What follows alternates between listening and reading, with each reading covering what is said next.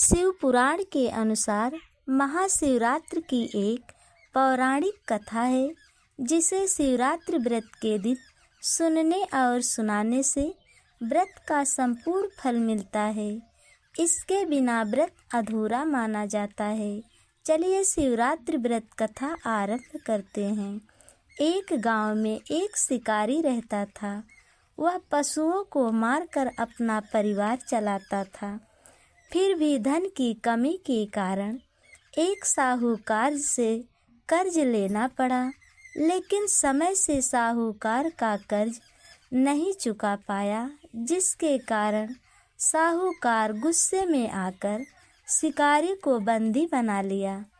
जिस दिन उसने बंदी बनाया उस दिन संयोगवश शिवरात्रि का दिन था।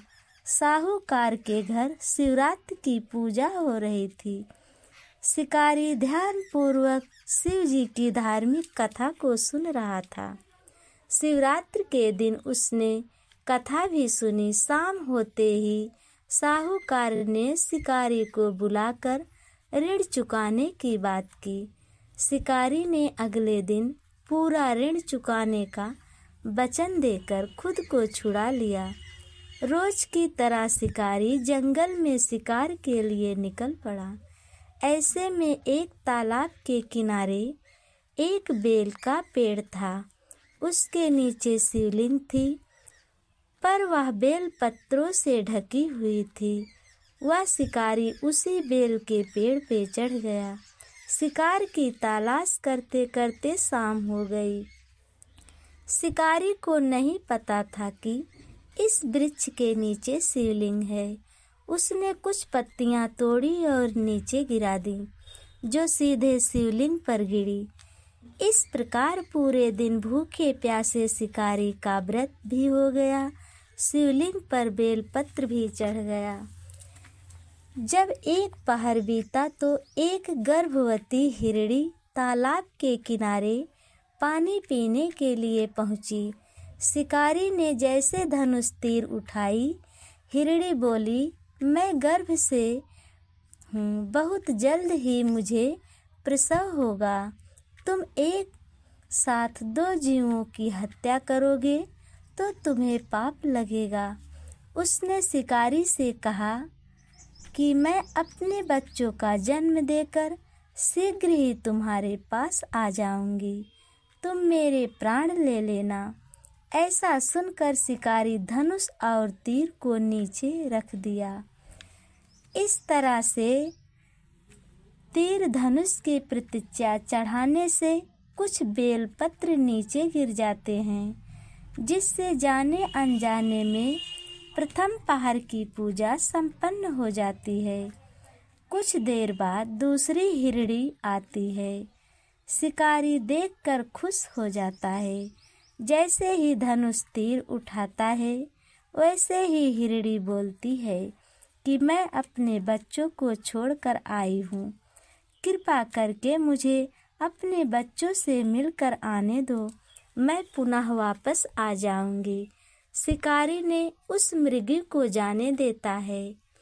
2 बार शिकार खोकर वह चिंता में पड़ जाता है। रात्रि का आखिरी पहर बीत रहा था। इस बार उसके धनुष से लगकर कुछ बेलपत्र नीचे गिर जाते हैं, जिससे दूसरे पहर की पूजा संपन्न हो जाती है। फिर उसी समय एक हिरणी अपने बच्चों के साथ आती है। शिकारी देखते ही धनुष तीर उठाता है। जैसे ही तीर छोड़ने जाता है, वैसे ही हिरणी बोलती है, हे शिकारी, मैं इन बच्चों को इनके पिता के पास छोड़ देती हूँ, तब मुझे मारना। इस समय मुझे मत मारो। शिकारी जोर से हंसने लगा और कहने लगा कि मैं इतना मूर्ख थोड़े ही हूँ। इससे पहले मैं 2 बार अपना शिकार खो दिया। मेरे बच्चे भूखे प्यासे तड़प रहे होंगे। तब हिरणी ने कहा, जैसे तुम्हें अपने बच्चों की चिंता है, वैसे मुझे भी अपने बच्चों की चिंता है। मैं वचन देती हूँ कि मैं अपने बच्चों को इनके पिता के पास छोड़कर वापस लौट आऊंगी। हिरणी की यह बात सुनकर उसका हृदय पिघल जाता है। उसने मृग को घर जाने देता है। शिकार के अभाव में वह भूख प्यास से व्याकुल शिकारी अनजाने में भगवान के शिवलिंग पर पूरी रात बेलपत्र फेंकता गया।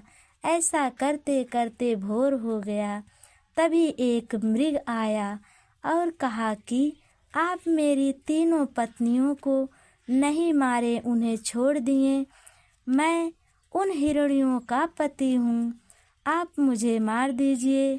मेरी पत्नी सहित मेरे परिवार को मत मारिए।